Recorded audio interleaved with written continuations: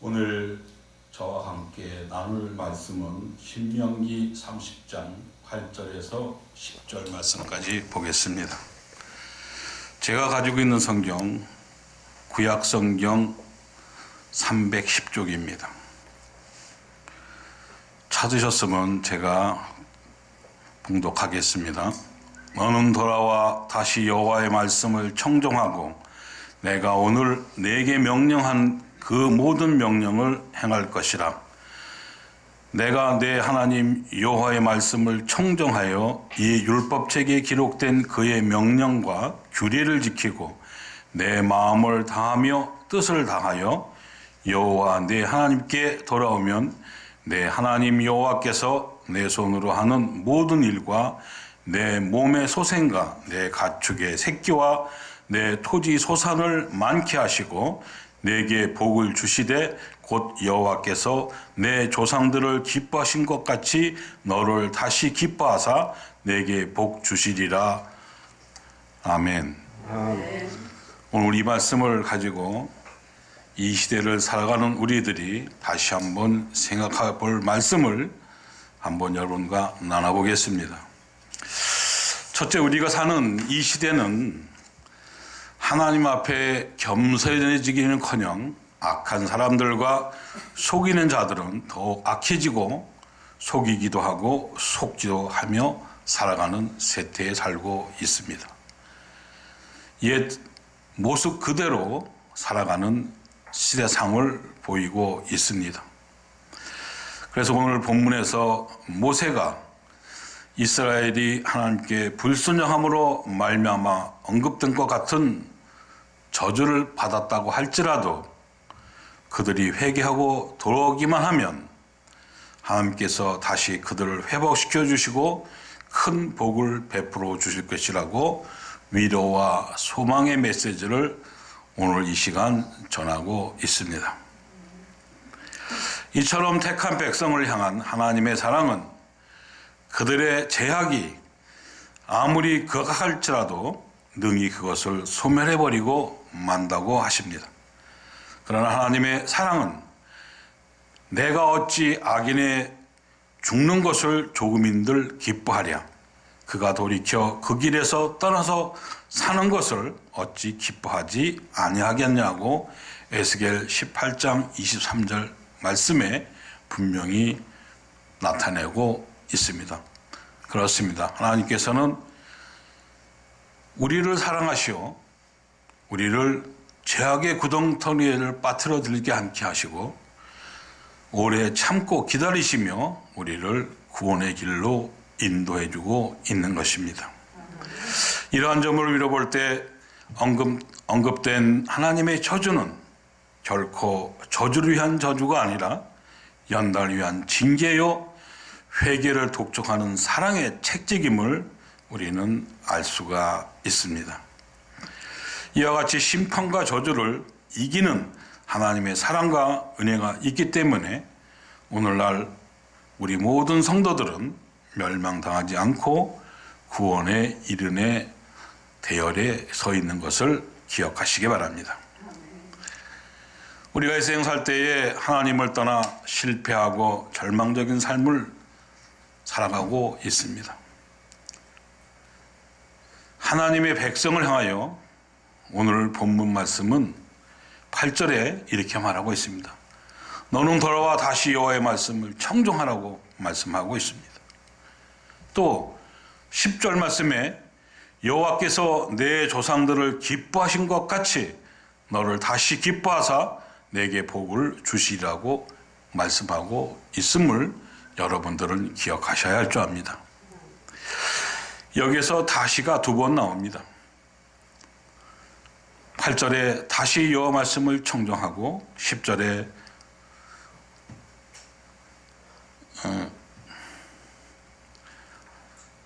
너를 다시 기뻐하사 내게 복을 주시라고 말씀하시고 있는 것처럼 첫 번째 다시는 이스라엘 백성들의 다시라고 한다면 두 번째는 하나님의 다시라고 할 수 있습니다. 오늘 본문의 핵심 메시지는 분명합니다. 하나님의 백성들이 지난날 불순종으로 어떤 어려운 지경에 빠졌다 할지라도 언제든지 회개하고 다시 돌아오면 하나님께서는 언제든지 그들을 용서하시고 다시 그들을 축복하신다고 말씀하고 있습니다. 우리 성경에 말씀 있는 대로 그대로 보시면은 여러분 알 수 있을 것입니다. 하나님은 용서의 하나님이시며 은혜와 축복의 하나님이십니다. 이사야 55장 7절 말씀에 이렇게 기록되어 있습니다. 악인은 그 길을, 불의한 자는 그 생각을 버리고 여호와께 돌아오라. 그리하면 그가 긍휼히 여기시리라. 우리 하나님께로 나오라. 그가 너그럽게 용서하리라고 분명히 말씀으로 우리에게 전달해 주고 있습니다. 또 스가랴 1장 3절 말씀에 너희는 내게로 돌아오라. 나 만군의 여호와의 말이니라. 그리하면 내가 너희에게 돌아가리라. 만군의 여호와의 말이라고 기록되어 있습니다. 여호와께서는 우리가 여호와를 떠났다 할지라도 다시 돌아오면, 회개하고 회심하고 돌아오면 하나님께서는 우리를 다시 받아주시고 하나님의 백성으로 인쳐 주실 것을 분명히 말씀하고 있습니다. 신약성경 에베소서나 갈라디아서에 보면은 하나님이 우리를 사랑하심으로 택하시고 기쁜 마음으로 우리를 선택했다고 말씀하고 있습니다. 우리는 하나님에게 선택받은 사람들입니다. 그러한 사람들이 지금 어떤 삶을 살고 있는지를 이 시간 여러분 다시 한번 생각해 보시기 바랍니다. 우리가 처한 환경을 바라봅니다. 어떻게 살고 있습니까? 혼돈과 어지러움 속에 살고 있습니다. 그러나 우리가 하나님 앞에 진실로 돌아왔다면 이러한 처한 환경은 문제가 되지 않습니다.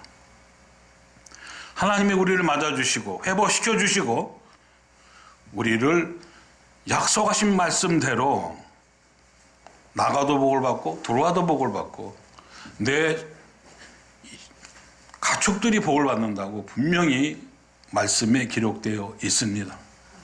맞습니다. 우리가 어떻게 사느냐에 따라서 우리의 삶이 행복하느냐 불행하느냐 따라 나아갑니다.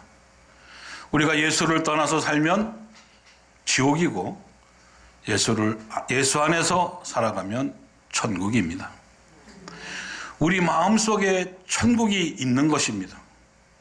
그러나 주님을 떠나서는 그 천국에 갈 수 없음을 여러분 오늘 말씀을 다시 한번 상기해 보시기 부탁드리겠습니다. 우리가 회개를 한다고 합니다. 그러면 회개를 하게 되면 어떤 조건이 있을까요? 우리가 비행기를 타기 위해서는 맨 먼저 뭐를 구해야 됩니까? 티켓을 구해야 됩니다. 또 미국 입국을 하려고 그러면 그 나라 입국 비자가 있어야 들어갈 수 있습니다. 하늘나라 시민이 되기 위한 조건은 무엇입니까? 우리 신학적인 용어로 중생이라고 합니다.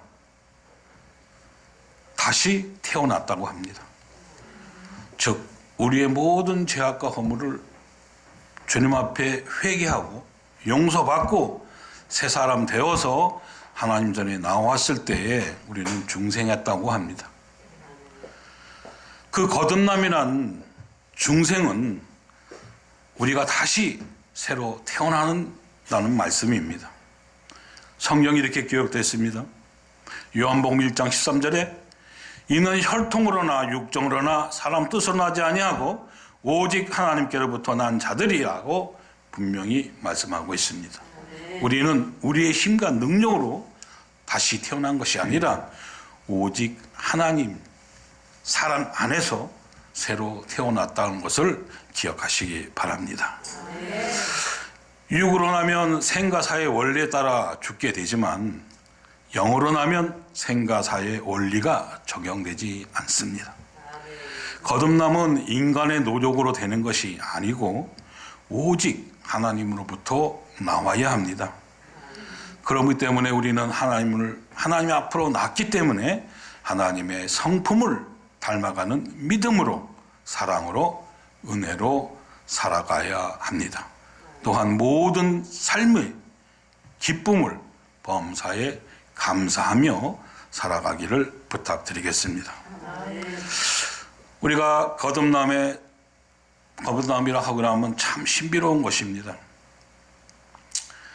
예를 들어서 바람을 예를 들어봅니다.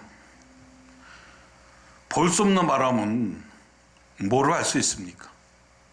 징조를 보고 알 수 있습니다. 나뭇잎이 흔들립니다. 또 물결이 요동칩니다.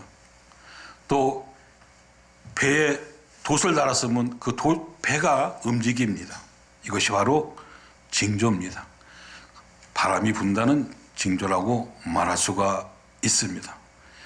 우리 인간들의 이성으로는 이해가 되지 않지만 이렇게 징조를 보고 하나님의 사랑과 놀라운 역사를 느낄 수가 있는 것입니다. 우리가 변화의 사사람 되고 구원이 확실히 생기고 하나님의 사랑으로 충만해지면 하나님의 영으로 인도함을 받아 성령의 열매를 맺습니다. 이 신비한 체험은 마치 옛사람이 죽고 새 사람이 출생하는 것과 같다고 말씀하고 있습니다.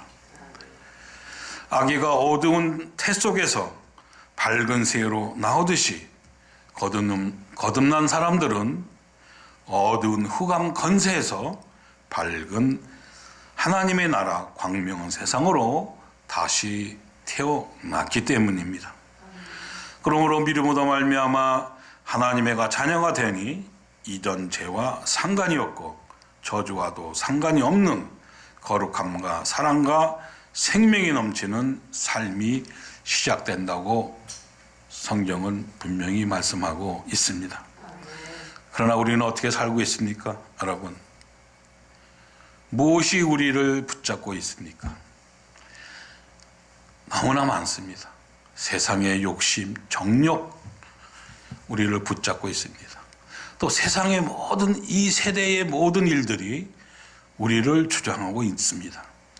거기서 헤어나지 못하기 때문에 예수를 믿는 우리 성도들이 하나님 나라에 들어가지 못함을 여러분 기억하시기 바랍니다. 예수 잘 믿으십시오. 우리 한경진 목사님 말씀이 그렇습니다. 예수 잘 믿으십시오. 그 말이 평범해 보이지만 굉장히 어려운 말입니다. 예수를 어떻게 잘 믿습니까?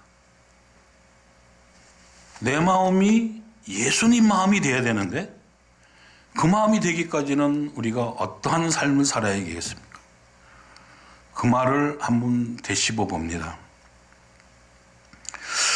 갈라디아 2장 20절에 나무에 달리신 예수님을 보고 우리가 믿었고 우리는 죽었지만 아직은 살아있는 사람이라고 증언했듯이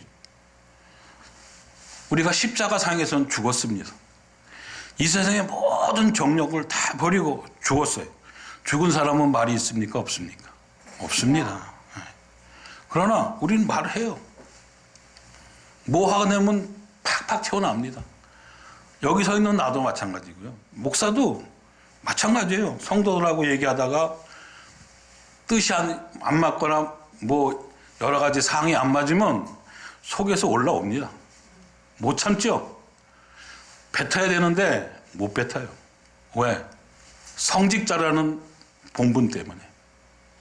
아까 목사님 말씀하셨듯이 호람되어 하나님 앞에 서 있는 나인데 감히 법을 어기고 성도들하고 싸움할 수 있어요? 없죠?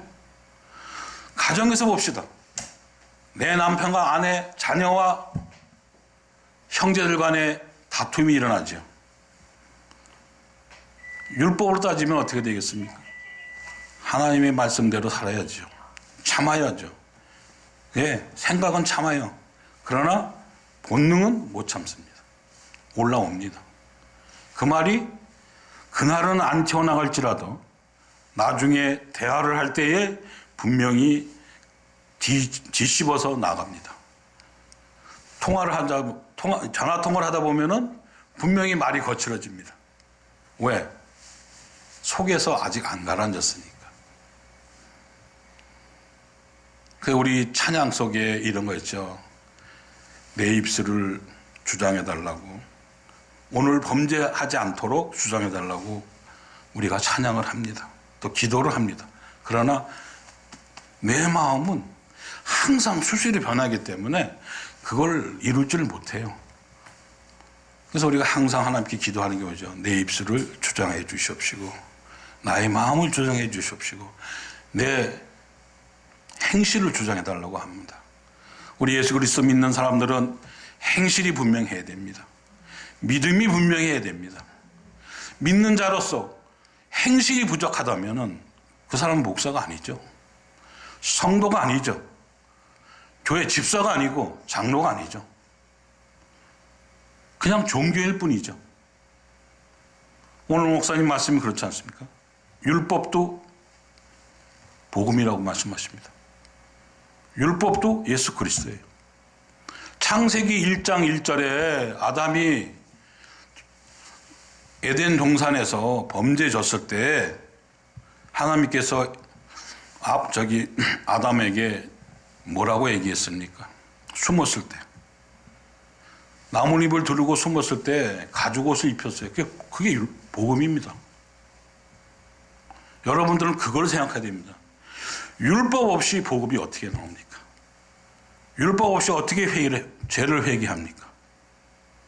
가장 기본적이고 가장 알기 쉬운 단어이지만 가장 어렵고 가장 깊이 있는 단어라고 생각합니다.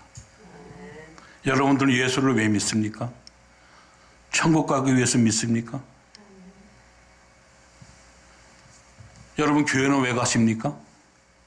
마음의 정화를 받기 위해서 갑니까? 오늘 집에 돌아가셔서 성경 말씀을 묵상하며 보시기 바랍니다. 내가 왜 이 자리에 서 있어야 되며 하나님이 나에게 무엇을 요구하고 계시는지, 왜 모세가 가나안 땅에 들어가지 못하고 느보산상에서 가나안 땅을 바라보고 120년의 세월을 마감했습니까? 여러분들도 오늘 이 시간 나의 삶의 정점에서, 나의 삶의 끝에 내가 가 있을 자리가 어디인지를 기억하시기 바랍니다. 그러므로 우리는 예수 믿는 사람으로서, 하나님의 사람으로서, 거듭난 사람으로서 하나님에게 말씀을 쫓아 하나님의 그 사랑으로 거듭난 사람으로서 새로운 삶, 즉 중생의 삶, 우리의 옛 습관은 다 버리고 이제 오직 주님과 함께 동행하는 삶, 주님 말씀으로만 사는 삶, 내게 있는 어떤 괴로움과 슬픔도 이겨낼 수 있는 믿음의 삶 살아가시기를 부탁드리겠습니다. 그래야만 우리가 이 모든 것을 창조하시는 하나님의 그 섭리 속에 들어가셔서 하나님 뜻대로 살아가는 귀한 축복을 받기를 주님의 이름으로 축원합니다. 기도하시겠습니다.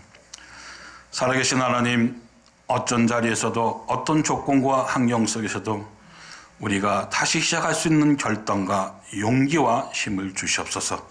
모든 것을 주께 부탁드리며 우리를 구원하신 예수 그리스도 이름 받들어 기도드리옵나이다. 아멘.